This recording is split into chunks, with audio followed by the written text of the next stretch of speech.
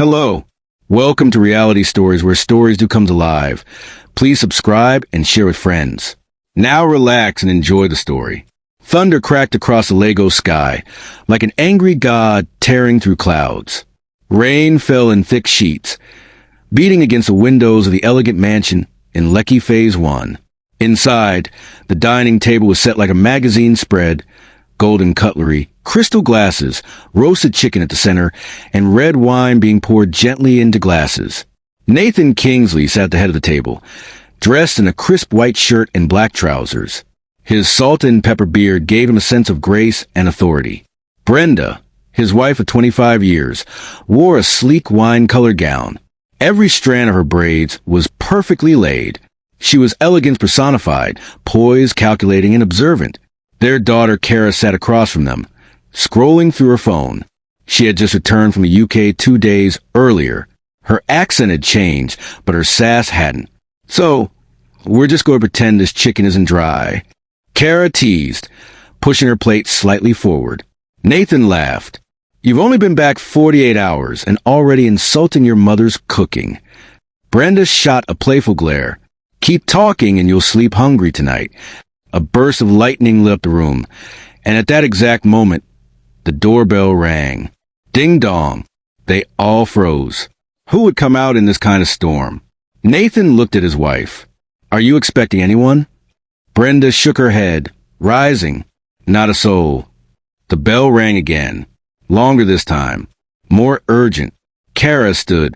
Let me check. She walked to the massive front door and opened it slowly. There, in the doorway, was a girl, soaked from head to toe. Her long curly braids clung to her face. Her clothes stuck to her skin. She looked young, maybe in her early 20s.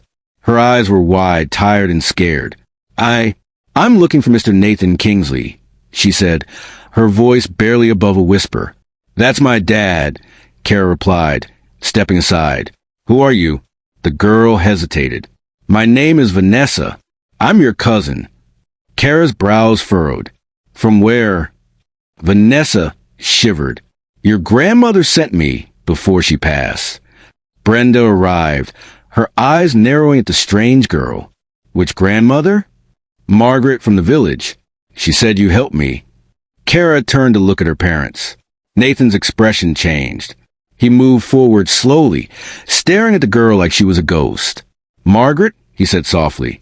Vanessa nodded, and, before anyone could say another word, she reached into her wet handbag and pulled out an old, worn photograph. It was a black and white picture of a much younger Nathan standing with a woman and a baby. Nathan's eyes widened. Where did you get that? He asked. But Vanessa didn't answer. Her knees buckled. The photograph slipped from her hand.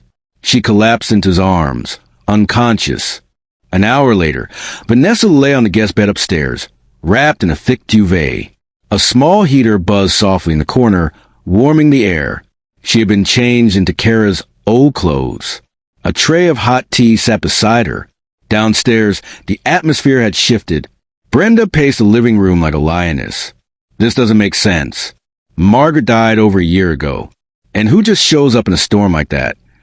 Nathan was still staring at the old photograph, now dry. His hand shook slightly. It's real, he said quietly. That's me and Margaret.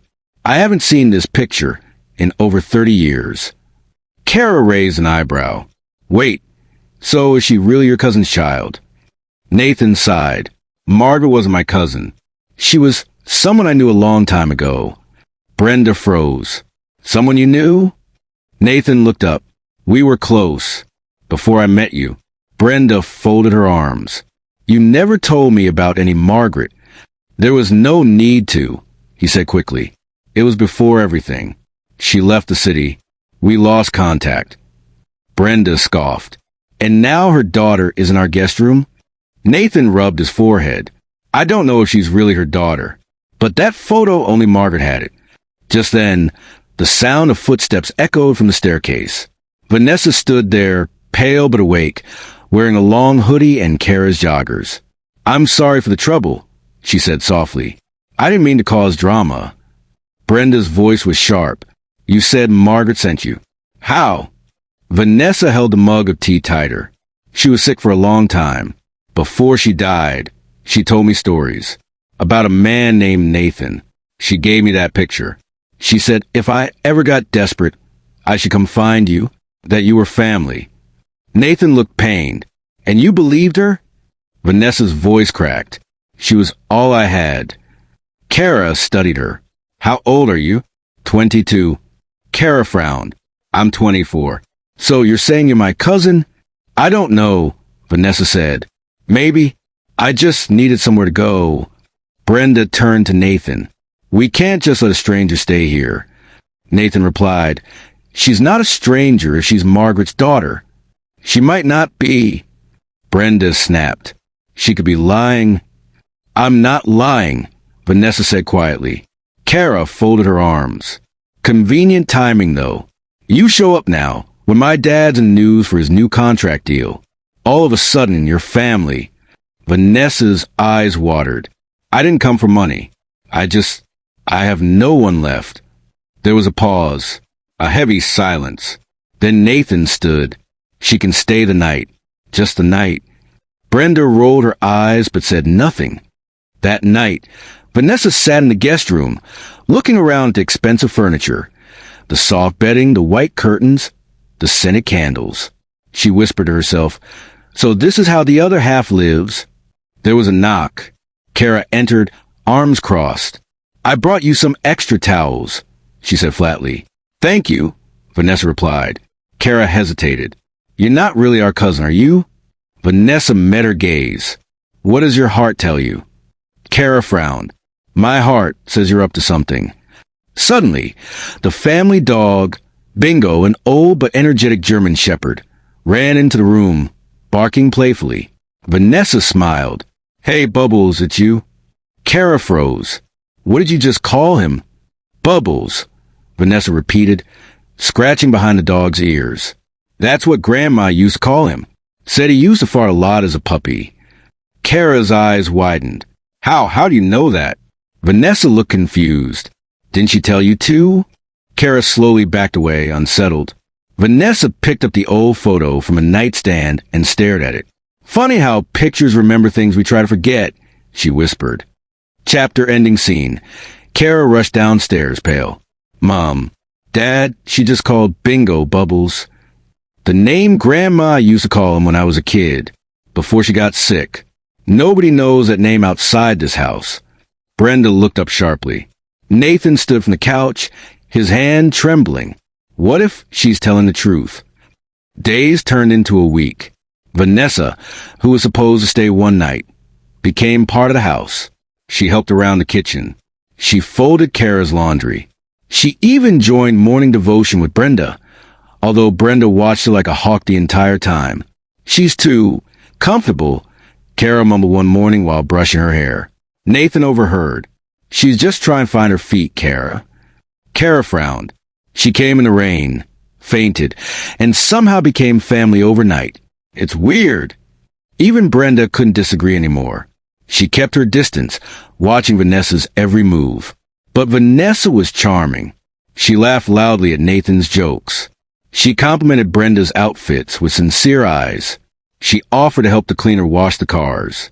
Even the security man, Musa, said, Auntie Vanessa Day greet everybody. She no proud. But something wasn't right. One afternoon, Kara stormed into the living room. Has anyone seen my laptop? Nathan looked up from his newspaper. Didn't you leave in your room? I did. Kara snapped. Now it's gone. Vanessa walked in holding a tray of juice. What's wrong? My laptop is missing, Kara said, not hiding the accusation in her voice. Oh, Vanessa blinked. I saw it on your bed earlier. Maybe one of the house staff moved it. Brenda frowned. Nothing ever gets lost in this house. Check again. Kara searched every corner of the room. Nothing. Later that evening, the gardener found the laptop behind a bush, soaked from the morning dew. The screen was cracked. Files were gone. Kara stared at it like a corpse. All my assignments, my designs, everything's gone. Nathan was angry. Who puts a laptop in the garden? Kara shot back. I didn't. Someone took it from my room. Brenda narrowed her eyes toward Vanessa, who sat quietly on the couch. Vanessa spoke softly. "Why would I do something like that?" "No one said you did," Kara replied coldly. "Unless you feel guilty?" Vanessa stood. "You think I'm here to steal from you?" "I don't know what you're here for," Kara said, "but it's starting to show." That night, Nathan went to his private home office to check some documents. He opened his file drawer and froze. 3 envelopes were missing. "Brenda," he shouted. She came rushing in. "What happened?" "My contract documents, the ones for the Lego State Road project, they're gone." Brenda gasped. "You mean the 800 million Nigerian Nairas bid?" Nathan nodded, pacing. "I locked them myself. Only you and I have the key." Brenda went pale. "Could one of the staff?" "No," Nathan interrupted. "Musa is loyal. Saad, the cleaner, doesn't even know this room exists." There was silence. Then they both looked at each other. "Vanessa?" Brenda whispered. Nathan hesitated. "No, she's just a girl." "Exactly," Brenda said. "A strange girl we know nothing about." Just then, across the street, inside a dark-tinted car, a man sat with binoculars. His name was Mr. Tund, a private investigator hired by Brenda the day after Vanessa arrived. He watched the house quietly, camera flashing softly. In his notebook, he wrote, "Subject Vanessa very active. Avoids cameras. Connected to missing laptop and possibly tampered files. Continue surveillance." By Saturday morning, Brenda had had enough. She left early without telling anyone, driving 4 hours to her mother's village, Ajadai, in Anambra State. She needed answers. She drove straight to the old compound where her grandmother once lived. The gate was rusty.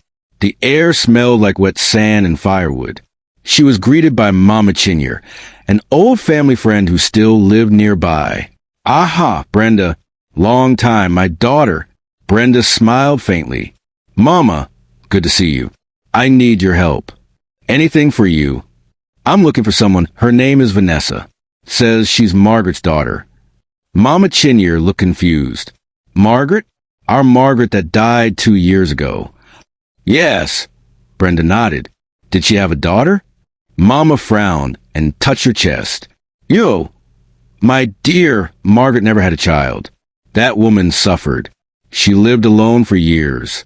No husband, no children, just her Bible and her pain." Brenda's heart sank. "You're sure?" "As sure as my own name," Mama said. "When she died, we buried her. Only a few villagers came. There was no family except you and your brother who sent small money." Brenda sat down slowly on a wooden bench. "She lied," she whispered. "That girl lied to us." Back in Lagos, Kara was on high alert. She followed Vanessa as she stepped out that afternoon, claiming she was just going for a walk. But Kara wasn't fooled. She put on a black hoodie, sunglasses, and followed her quietly. Vanessa crossed 2 streets, then turned into a small corner shop. She bought a bottle of water, but didn't drink it. Instead, she walked to a parked black car at the end of the street. Kara watched from behind a tree. A man rolled down the window. He looked middle-aged, wearing dark glasses. Vanessa handed him the bottle of water and something else, a brown envelope. They talked for a few minutes. Kara couldn't hear what they were saying, but Vanessa kept glancing around nervously. Then she smiled at the man, who nodded once and handed her a small white envelope in return. Vanessa tucked it into her purse and walked away. Kara's mouth dropped open. She ran back home, heart pounding. She burst into the house and found Nathan in the living room. "Dad, she's lying." Nathan looked up. "What happened?" "I followed her. She met a man in a black car. They exchanged an envelope. She's up to something." Before Nathan could respond, Vanessa walked in. She looked calm, too calm. "Something wrong?" she asked. Kara stepped forward. "Who was that man?" "The one you met on Issa Street." Vanessa paused just for a second. "Oh, you followed me," she smiled. "He's a family friend. Uncle Dan. From church." "What did he give you?" "A prayer card and money," Vanessa replied. "I told him things are hard here." Nathan asked gently. Vanessa, are you hiding something from us? Vanessa looked at them, then laughed a little too loudly. Why are you all acting like I'm a criminal? You lied about Grandma Margaret, Kara said. She never had a child. Vanessa went silent. Nathan stepped back, stunned. Is that true? Vanessa's face fell. She didn't answer. Brenda walked in at that moment, dusty from a trip, holding a small nylon bag with red earth still clinging to her shoes. She's not who she says she is, Brenda declared. Mama Chenier told me everything. Vanessa stared at the ground. Brenda marched up to her. You're not Margaret's daughter. So who the hell are you? Vanessa looked up slowly. I never said I was her biological daughter, she whispered. She raised me, took me in after my mom died. She called me her own. Maybe not by blood, but she was the only family I had.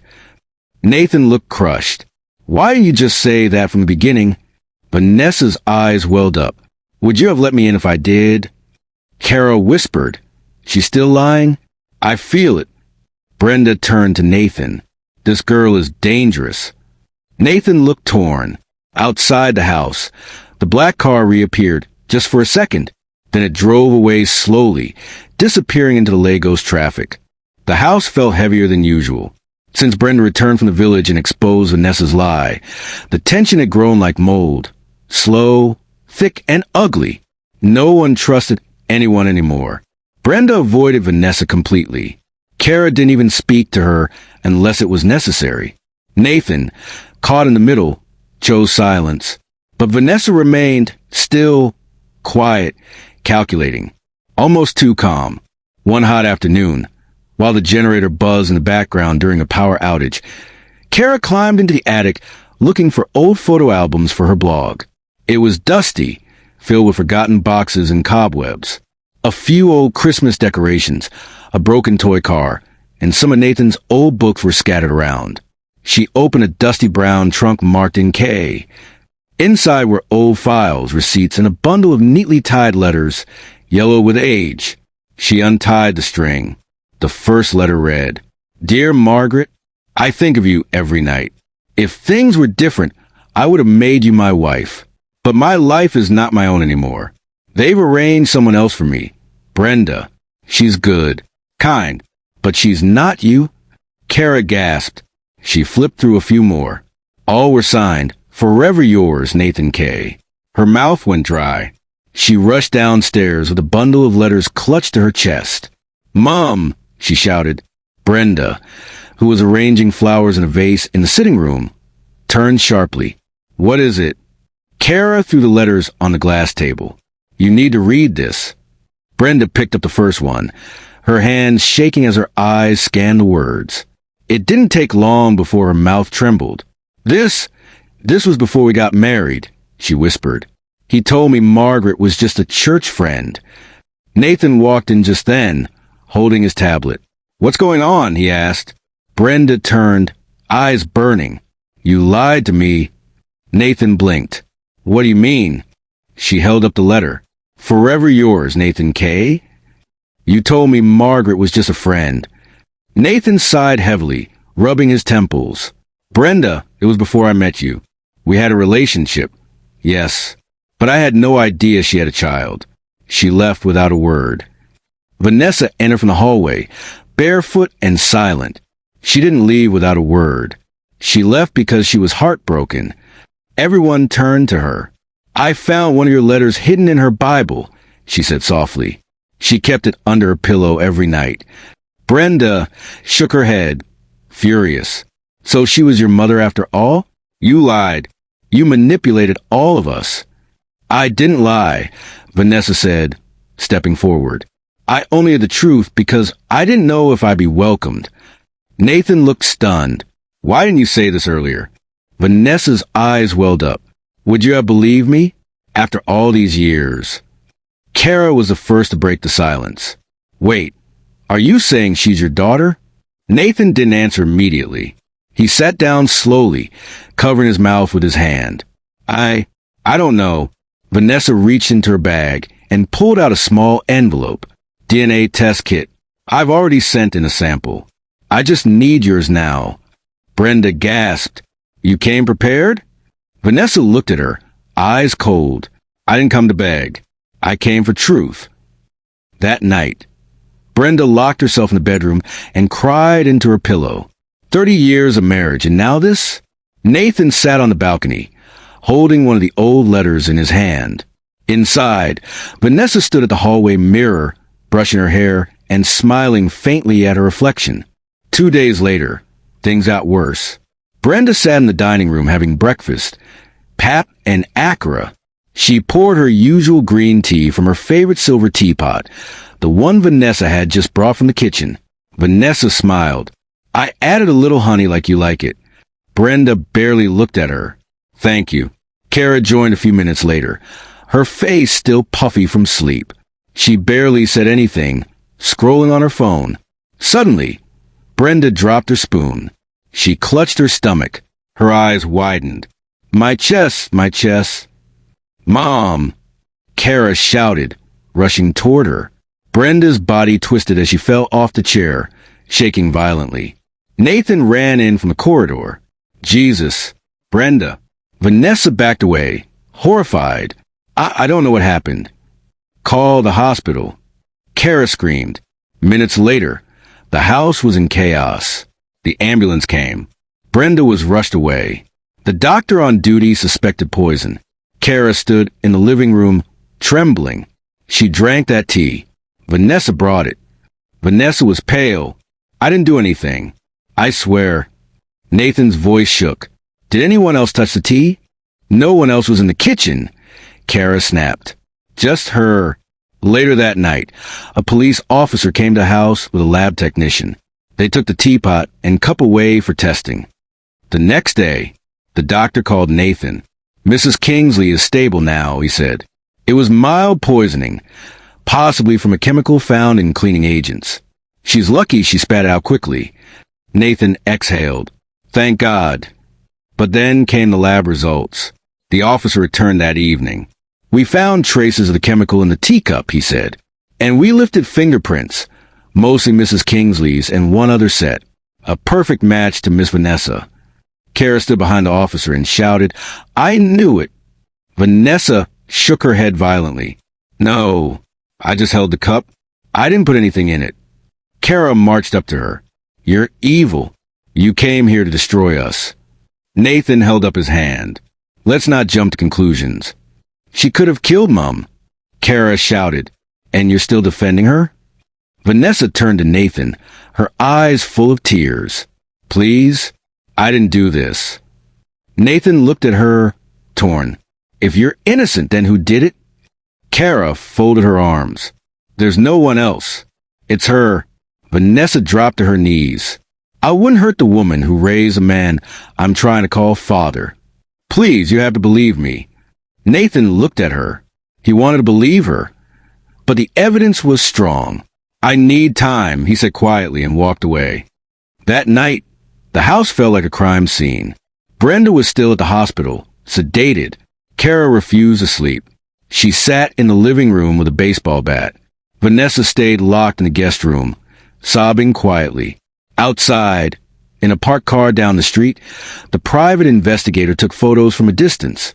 He zoomed in on Vanessa's window. He dialed Brenda's number and whispered, Madam, this girl is not acting alone. Chapter ending scene. Kara stood at her mother's hospital bedside, holding her hand. I won't let her hurt us again, Mom. I promise.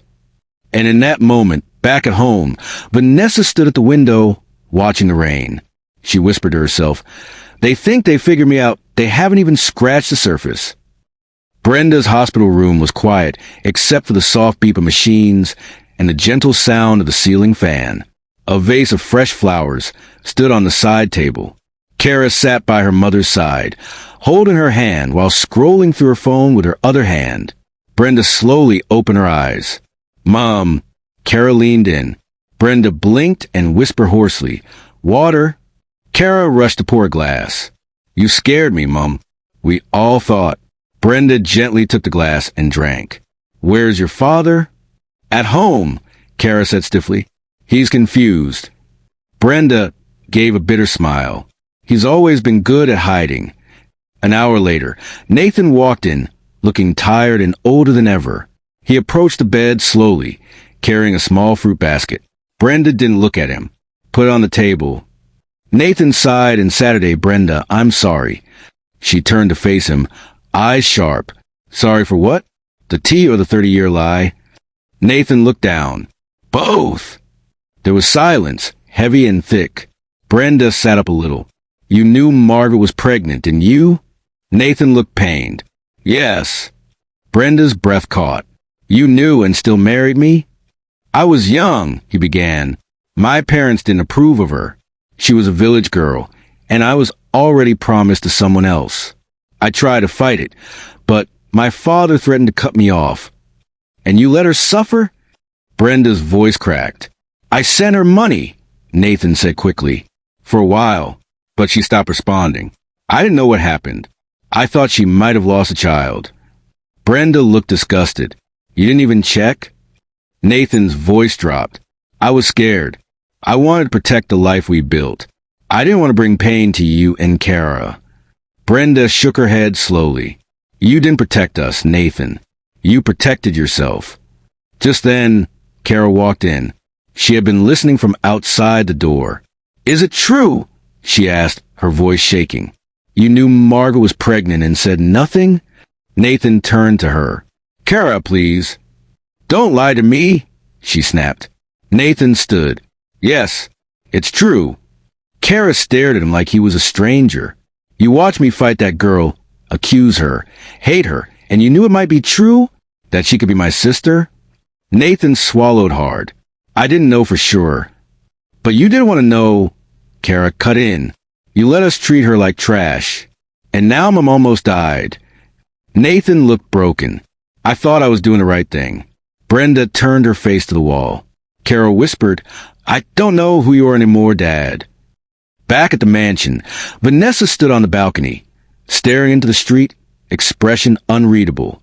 The DNA results would arrive tomorrow, and the truth would finally come out. Morning came like a silent storm.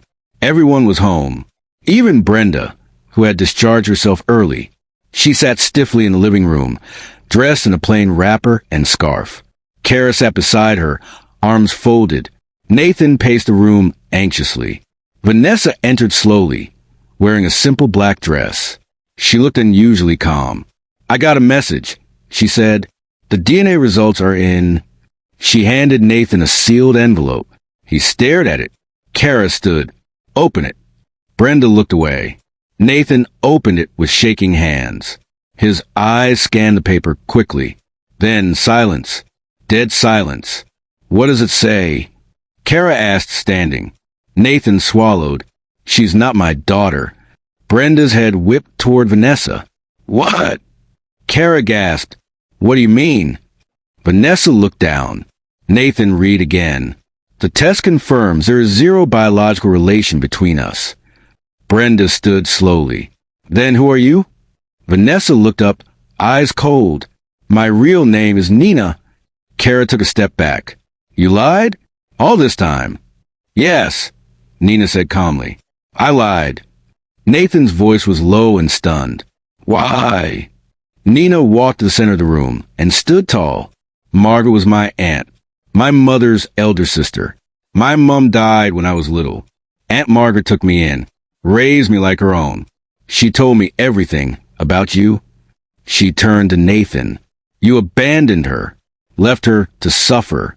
While you were here living like a king, she was in a leaking mud house with no electricity. She died with a broken heart. Nathan's eyes filled with tears. I didn't know. You didn't want to know. Nina snapped. You forgot about her. But I never did. Kara was shaking. So, you came here to do what? Punish us? Nina's voice lowered. Not punish. Expose. Brenda stood, rage written all over her face. You came into my home, ate my food, smiled in my face, then tried to kill me. Nina's eyes widened. I didn't poison you. The fingerprints, Kara began. Don't you get it? Nina said, I've been set up. You think I'd poison the one person standing between your father and his guilt. Brenda blinked. Then who? Nathan whispered. Who else would want to hurt us? Nina looked around. Ask yourselves this. Why did your documents go missing? Why was Kara's laptop dumped outside? Why now? Everyone went quiet. Nina continued. This family is enemies, but you focused all your attention on me. Nathan sat down, holding his head. Oh my God. Kara spoke softly. You still lied. You pretended to be someone else. I had to, Nina said. Would you have opened the door if I said I was a poor orphan from Anambra? Nathan looked up at her. You wanted revenge. Nina nodded. Yes, but I never wanted to hurt you. I wanted you to feel what it's like to be left behind. Brenda, shaking with anger, hissed, Get out of my house. Nina nodded. I will, but I'll leave you with this. She walked over and dropped a photograph on the table. It showed Margaret, sick, lying on a bamboo bed. Her eyes sunken, her smile faint. In her hands, she clutched Nathan's old love letter. She died with your words in her hands, Nina whispered. And you didn't even know. She walked to the door. Nathan whispered, Nina, wait. She turned. I'm sorry, he said. Nina looked at him for a long second, then walked out. Chapter ending scene. Kara sat beside her mother that night in silence. Do you think she really didn't poison you? She asked. Brenda stared at the ceiling. I don't know anymore. Outside on the front porch, Nathan stood holding the DNA result and crying quietly. Inside a torn handbag thrown near the trash bin, the private investigator's card peeked out, and a camera lens across the street captured every single moment. 2 days after Nina walked out of the house, things were starting to calm down, or so they thought. Brenda stayed mostly in her room. Nathan barely spoke, unless spoken to.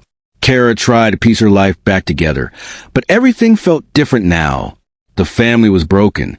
But something much worse was on the way. On a quiet Thursday morning, Kara was eating toast in the living room when her phone buzzed repeatedly. Message after message popped up on her screen. Her friends. Twitter notifications. Even the cleaner ran in, waving her phone. Madam Kara, e be like say una family don enter online walla. Kara blinked. What? She clicked on the link her friend had sent. Video title. Dirty Secrets of the Kingsley Family. Hidden Truths Behind the Lecky Mansion. Uploaded, anonymous, 2 hours ago. Views, 103,000. Kara's mouth dropped. She clicked play. There on screen was a shaky video, shot from different angles. Inside their living room. Inside Nathan's office. Even in Brenda'S hospital room. She saw herself yelling at Nina. She saw her mother collapse. She saw Nathan confessing that he had a love affair with Margaret and possibly fathered a child. But most shocking of all, she saw herself say, I don't know who you are anymore, Dad. The clip ended with a close-up shot of Nina, speaking directly to the hidden camera. They thought I came to destroy them. I didn't have to. The truth did it for me. Jesus. Kara screamed, Mummy, Daddy, come downstairs now. Brenda rushed in with her wrapper tied tight. Nathan followed behind her, confused. What is it? Kara held up the phone. Brenda took it, pressed play, and within seconds, her mouth was open in shock. Nathan snatched it from her hand. This can't be real. This was recorded inside our house. Kara pointed at the wall. She must have installed hidden cameras. Nathan whispered, The clock in my office. Brenda sat down, shaking. My God, the teapot, the flowers. Everything was part of her plan. Kara was pacing. This video is everywhere. Instagram, Twitter, Facebook, even blogs are reposting it. Her phone buzzed again. TV interview request, Channels TV. Breaking news segment on the Kingsley family scandal. Brenda stood. She planned all of this. Nathan nodded slowly, bitterly. She wanted us humiliated. Kara turned. She didn't come for money. She came for revenge. And we gave it to her on camera. Just then, the front gate opened. The family lawyer, Mr. Iadil, rushed in, holding a printed article. Headline, Businessman Nathan Kingsley linked to secret love child. Family poison scandal. More secrets emerge. She ruined me, Nathan whispered, falling into a chair. Everything I built gone in one video. Kara turned to him, voice trembling. Now you understand how it feels to be betrayed. Brenda said nothing. She walked away. Later that night, a news anchor's voice filled the television screen. The Kingsley family scandal continues to trend, with questions arising about their past, their wealth, and the shocking revelations in the now viral video uploaded anonymously earlier today. Police sources confirmed they're tracking the person behind the upload.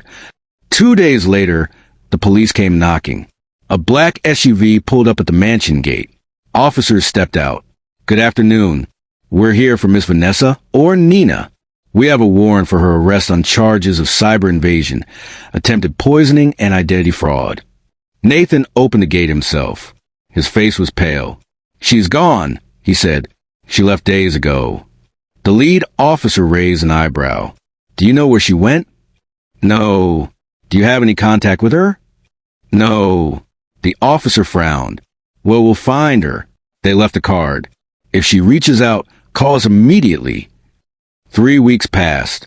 The online buzz calmed down, but the damage was done. Nathan's construction deal with the state government was terminated. Brenda'S social club membership was suspended. The once admired Kingsleys were now a laughingstock. Kara tried to move on.